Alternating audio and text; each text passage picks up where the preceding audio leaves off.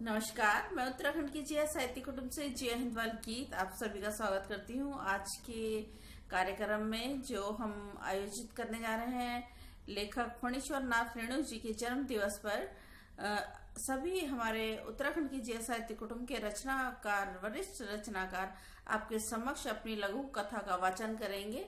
आज हमारे बीच मौजूद है सत्येंद्र पांडे शिल्पी जी, जो चंदापुर बजीरगंज गोंडा उत्तर प्रदेश से हैं और आप अनेक सम्मान से सम्मानित हैं और आज हमारे बीच लेके आ रहे हैं अपनी लघु कथा।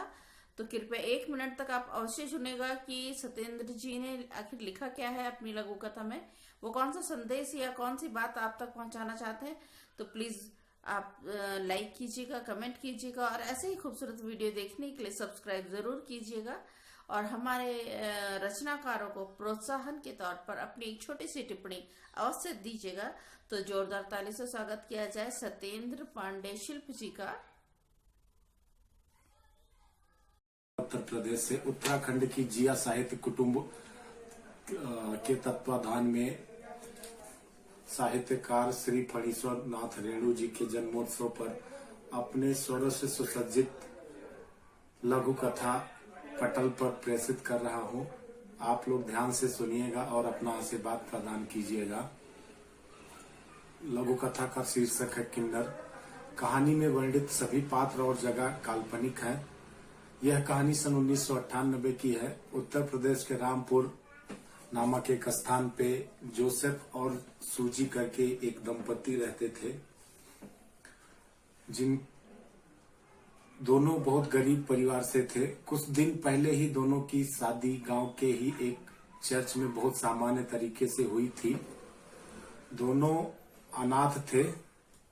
संयोग से दोनों गांव के ही एक अनाथ आश्रम में पले बढ़े थे।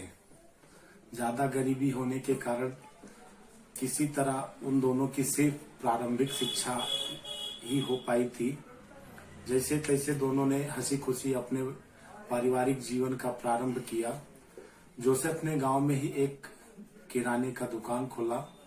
वहीं पे सूजी ने घर में ही सिलाई का काम शुरू किया। दोनों का जीवन अच्छे ढंग से व्यतीत हो रहा था। देखते देखते शादी को 1 साल हो गया, 2 साल हो गया, 3 साल हो गया, 4 साल हो गया, 5 साल हो गया, लेकिन उनको कोई संतान न हुई। दोनों काफी दुखी रहने लगे। डॉक्टर, मंदिर, मस्जिद, मजार, चर्च, हर ऐसे जगह पे जाके मिन्नतें करने लगे संतान प्राप्ति हेतु, लेकिन उनको कोई संतान प्राप्ति न हुई।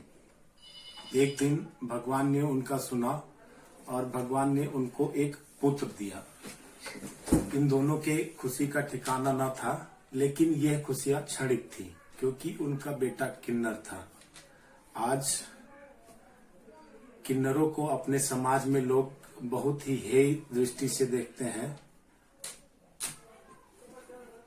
उनको समाज से दूर रखते हैं। समाज उनको अपने बराबर का नहीं समझता है।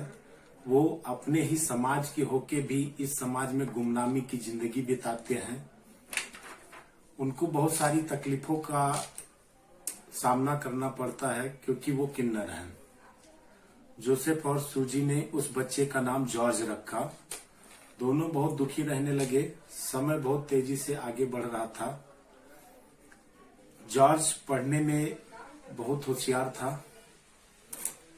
वो हर क्लास में फर्स्ट आता था, लेकिन उसकी मुसीबतें कम नहीं हो रही थी क्योंकि स्कूल के सारे बच्चे उसको बहुत ही हे दृष्टि से देखते थे और बहुत कोसते थे कि तुम किन्नर हो।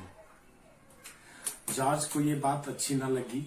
उसने सोचा कि मैं कुछ न कुछ ऐसा करूंगा कि आने वाले दिनों में यह समाज किन्नरों को याद रखेगा। जैसे तैसे जॉर्ज ने अपनी 10वीं की परीक्षा फर्स्ट क्लास में उत्तीर्ण किया। उसके बाद 12वीं फर्स्ट क्लास में उत्तीर्ण किया और जॉर्ज ने डॉक्टरी के लिए एग्जाम दिया और उसमें उसने प्रथम स्थान हासिल कर देश दुनिया को ये दिखा दिया कि किन्नर भी इसी समाज का अहम हिस्सा है। वो भी कुछ कर सकते हैं अगर उनको मौका दिया जाए। उनकी भी खुशियां हैं, उनकी भी इच्छाएं हैं, उनको भी जीने का हक है। वो सब कर सकते हैं जो एक सामान्य आदमी कर सकता है। निष्कर्ष, किसी भी व्यक्ति की अवहेलना या अपेक्षा न करें, किसी की परिस्थिति को हंसी में न उड़ाए, एक दूसरे को मान सम्मान दे। वह किसी भी समाज का हो, किसी भी जाति का हो, किसी भी धर्म का हो, किसी भी देश का हो। इन्हीं शब्दों के साथ मैं अपनी वाणी को विराम देता हूं। कृपया वीडियो को ज्यादा से ज्यादा शेयर करें, लाइक करें, कमेंट करें, सब्सक्राइब करें। जय हिंद, जय भारत, धन्यवाद।